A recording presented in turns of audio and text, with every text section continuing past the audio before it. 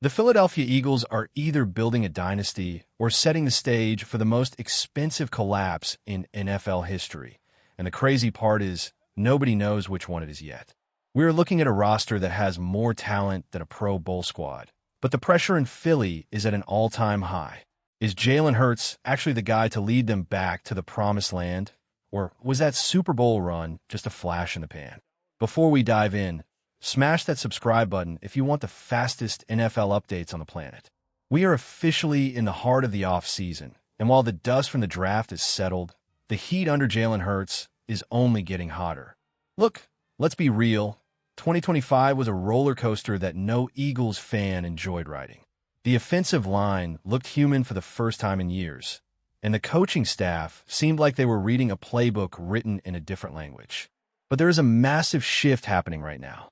The buzz around the building is all about the new offensive direction under Sean Mannion.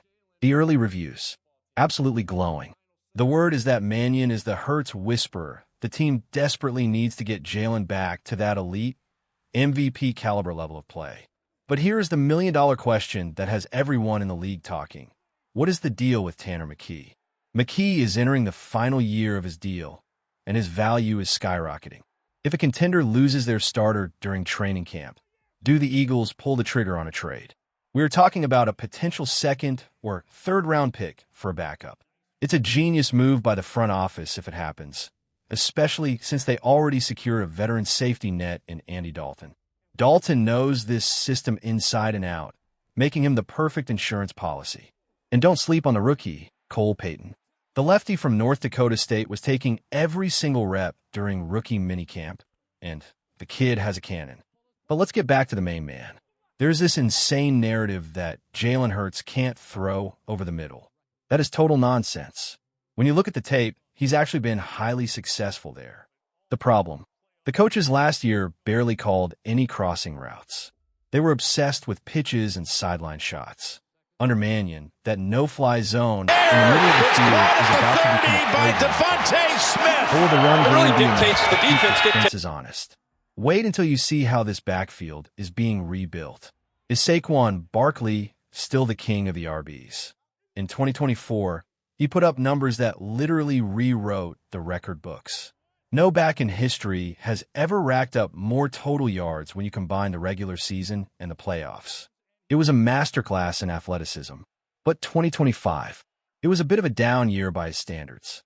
When you lead the league in touches, your body takes a beating. The stats dipped, the yards per carry dropped, and the offensive line injuries didn't help. But don't let the box score fool you. Saquon still looks like a freak of nature on the field. The Eagles aren't just relying on him, though. Tank Bigsby is the name you need to watch.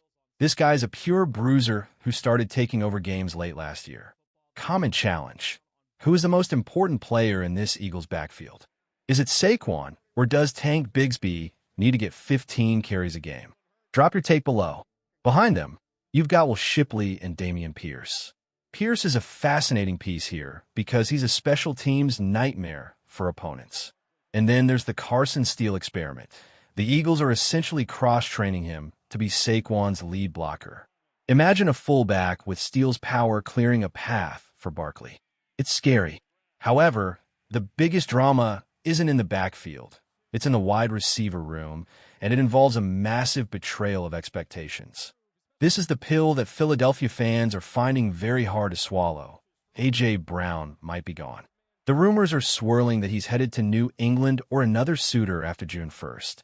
It sounds like a disaster, right? How do you replace a guy like that? Well, the Eagles' strategy is strength in numbers. They are betting big on Devontae Smith becoming the undisputed alpha. I've been saying this for a year.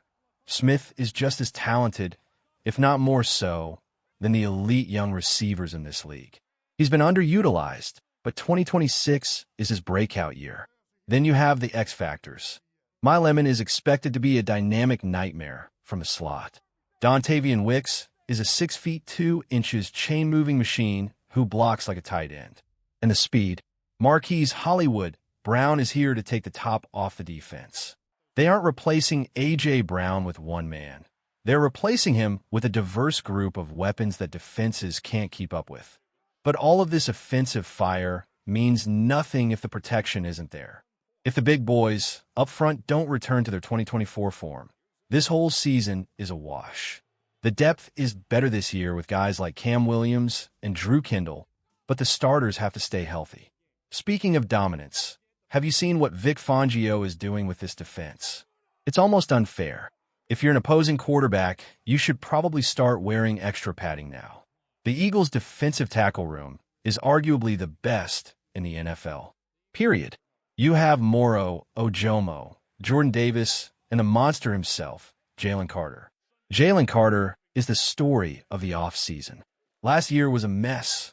Overweight, shoulder injuries, and some maturity questions. But have you seen the recent footage? He's shredded. He looks healthy, focused, and absolutely terrifying. This kid has highest paid DT in history, written all over him if he plays to his potential this year. And then there's the edge. The trade for Jonathan Greenwood was an absolute masterclass by the front office. He is a two-way elite player, unstoppable against the run and a technician as a pass rusher. He's basically a more productive, cheaper version of the guys other teams are overpaying for. Pair him with Jix Hunt and a healthy Nolan Smith, and you have a rotation that doesn't let up for 4 quarters. But there is a massive injury cloud hanging over the linebacker core that could ruin everything. Zach Bond was an all-pro for a reason, but the lateral speed was a concern last year while he played through a knee injury. If he bounces back, the second level is set. But the real wild card is Jahad Campbell. The talent is through the roof. His ceiling is way higher than Nakobe Dean's, but those shoulder issues are a major red flag. If Campbell stays on the field, he's a superstar. If not, the Eagles are leaning heavily on Jeremiah Trotter Jr. to carry the legacy. Now look at the cornerbacks. This room is insane. Quinyon Mitchell and Cooper DeJean were first-team All-Pros last year, and now they've added Tarek Woolen. Woolen is 6 feet 4 inches, runs like a track star, and has a wingspan that shuts down entire sides of the field. Yeah, he gets some penalties, but his ability to match up with any wideout in the league is a game-changer. So what's the catch? Why isn't this team the 100% favorite? It's the safety position. It's the glaring hole in the hull of the ship. Andrew Makuba is solid, but who starts next to him? Is it Marcus Epps? Is it a converted linebacker? The word on the street is that the front office isn't done yet. Names like Buda Baker and Justin Reed are floating around the trade block. If the Eagles land a top-tier safety, this defense becomes a brick wall. The Eagles have been on an every other year success path under Nick Sirianni. 2026 is that year. This roster is built for a deep January run, but 1 or 2 injuries to the O-line or the safety spot could turn this dream into a nightmare. What do you think? Are the Eagles the team to beat in the NFC, or are we overhyping a team with too many question marks? Stay tuned, because the training camp battles are going to be legendary.